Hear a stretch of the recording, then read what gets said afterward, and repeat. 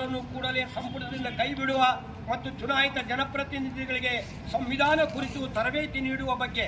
ತಮಗೆ ತಿಳಿದಿರುವಂತೆ ಬ್ರಿಟಿಷರ ದಾಸ್ಯದಿಂದ ನಮ್ಮ ದೇಶವು ಸ್ವಾತಂತ್ರ್ಯಗೊಂಡ ನಂತರ ಡಾಕ್ಟರ್ ಬಿ ಆರ್ ಅಂಬೇಡ್ಕರ್ ಅವರು ವಿಶ್ವ ಮೆಚ್ಚುವಂತಹ ಸಂವಿಧಾನವನ್ನು ರಚಿಸಿ ದೇಶದ ಎಲ್ಲ ಜಾತಿ ಜನಾಂಗ ಮತ್ತು ಧರ್ಮೀಯರಿಗೆ ಸಮಾನವಾಗಿ ಆತ್ಮಗೌರವದಿಂದ ಬದುಕುವ ಮತ್ತು ಸ್ಥಾನಮಾನಗಳನ್ನು ಪಡೆಯುವ ಅವಕಾಶವನ್ನು ಕಲ್ಪಿಸಿ ಕೋಟ್ಯಾಂತರ ಭಾರತೀಯರಿಗೆ ಕಾಮಧೇನು ಕಲ್ಪವೃಕ್ಷವಾಗಿದ್ದಾರೆ.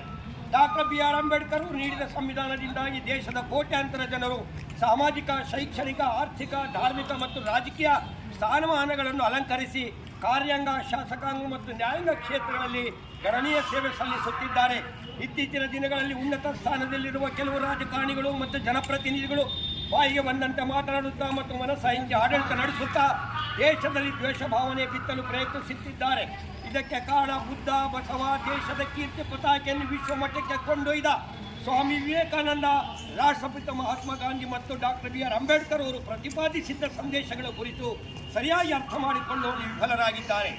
ಇದರಿಂದಾಗಿ ದೇಶದಲ್ಲಿ ಅನೇಕ ಹಿತ ಘಟನೆಗಳು ದಿನೇ ದಿನೇ ಹೆಚ್ಚಾಗಿ ದ್ವೇಷ ಮತ್ತು ಅಶಾಂತಿ ವಾತಾವರಣ ಸೃಷ್ಟಿಯಾಗುತ್ತಿದ್ದು ಪ್ರಜಾಪ್ರಭುತ್ವ ವ್ಯವಸ್ಥೆ ಕುಸಿಯತೊಡಗಿದೆ.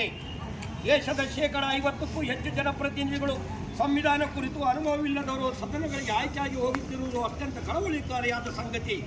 ಆಯ್ಕೆಯಾದ ನಂತರ ಸದರಿ ಜನಪ್ರತಿನಿಧಿಗಳಿಗೆ ಪ್ರಾರಂಭದಲ್ಲಿ ಸಂವಿಧಾನ ಕುರಿತು ತರಬೇತಿ ನೀಡುವ ವ್ಯವಸ್ಥೆಯು ಜಾರಿಯಲ್ಲಿ ಇರುವುದಿಲ್ಲ. ಇದು ಸಹ ಇಂದು ಸದನದ ಒಳಗಡೆ ನಡೆಯುತ್ತಿರುವ ಅನೇಕ ಅವಾಂತರಗಳಿಗೆ ಕಾರಣವಾಗಿದೆ. ಆದ್ದರಿಂದ ಜನಪ್ರತಿನಿಧಿಗಳಿಗೆ ಸರಿಯಾದ ತರಬೇತಿ ನೀಡುವ ವ್ಯವಸ್ಥೆಯನ್ನು ಸರ್ಕಾರಗಳು ಜಾರಿಗೆ ತರುವ ಕುರಿತು ಗೌರವಾನ್ವಿತ ರಾಷ್ಟ್ರಪತಿಗಳು ಸರ್ಕಾರಗಳಿಗೆ ನಿರ್ದೇಶನ ನೀಡಬೇಕೆಂದು ಪ್ರಾರ್ಥಿಸುತ್ತೇವೆ.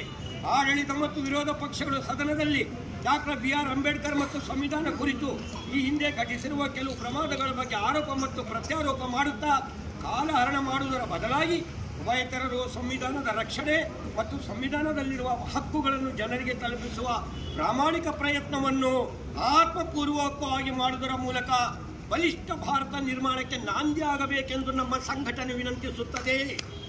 ದುರಾದೃಷ್ಟವಶಾತ್ ಸಂವಿಧಾನ ರಚನೆಗೆ 75 ವರ್ಷ ತುಂಬಿದ ಸಂದರ್ಭದಲ್ಲಿ ರಾಜ್ಯಸಭೆಯಲ್ಲಿ ಸಂವಿಧಾನ ಕುರಿತು ಚರ್ಚೆಯಲ್ಲಿ ಭಾಗವಹಿಸಿದ ಕೇಂದ್ರ ಗೃಹ ಸಚಿವರಾದ ಮಾನ್ಯ ಅಮಿತ್ ಶಾ ಅವರು ಡಾಕ್ಟರ್ ಬಿ ಆರ್ ಅಂಬೇಡ್ಕರ್ ಕುರಿತು ವ್ಯಂಗ್ಯವಾಗಿ ಮಾತನಾಡುವುದರ ಮೂಲಕ ಕೋಟ್ಯಾಂತರ ಭಾರತೀಯರಿಗೆ ಮಾನಸಿಕ ವೇದನೆ ಉಂಟು ಮಾಡಿರುವುದು ಅತ್ಯಂತ ವಿಷಾದನೀಯ ಸಂಗತಿ.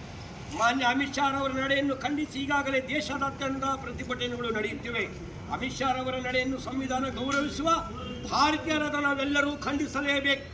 ಮೇಲ್ಕಂಡ ನಮ್ಮ ಸಂಘಟನೆಯೂ ಸಹ ಮಾನ್ಯ ಅಮಿತ್ ಶಾ ಅವರ ನಡೆಯನ್ನು ಅತ್ಯುಗ್ರವಾಗಿ ಖಂಡಿಸುತ್ತಾ ಮಾನ್ಯ ರಾಷ್ಟ್ರಪತಿಗಳು ಕೇಂದ್ರ ಗೃಹ ಸಚಿವ ಅಮಿತ್ ಶಾ ಅವರನ್ನು ಸಂಪುಟದಿಂದ ಕೈಬಿಟ್ಟು ಸಂವಿಧಾನವನ್ನು ಗೌರವಿಸುವಂತಹ ಬೇರೊಬ್ಬರನ್ನು ಗೃಹ ಮಂತ್ರಿನಾಗಿ ನೇಮಕ ಮಾಡಿಕೊಳ್ಳಲು ಗೌರವಾನ್ವಿತ ಪ್ರಧಾನಮಂತ್ರಿಗಳಾದ ಮಾನ್ಯ ನರೇಂದ್ರ ಮೋದಿ ಅವರಿಗೆ ನಿರ್ದೇಶನ ನೀಡಬೇಕೆಂದು ಕಳಕಳಿಯಿಂದ ಪ್ರಾರ್ಥಿಸಿಕೊಳ್ಳುತ್ತಾ ಈ ನಮ್ಮ ಮನವಿಯನ್ನು ಮಾನ್ಯ ತಹಸೀಲ್ದಾರ್ ಅವರು ಚಳ್ಳಕೆರೆ ತಾಲೂಕು ಚಿತ್ರದುರ್ಗ ಇವರ ಮೂಲಕ ದೇಶದ ಘನವೆತ್ತ ರಾಷ್ಟ್ರಪತಿಗಳಿಗೆ ಸಲ್ಲಿಸುತ್ತಿದ್ದೇವೆ. ಜೈ ಭೀಮ್, ಜೈ ಸಂವಿಧಾನ್, ಜೈ ಭಾರತ್.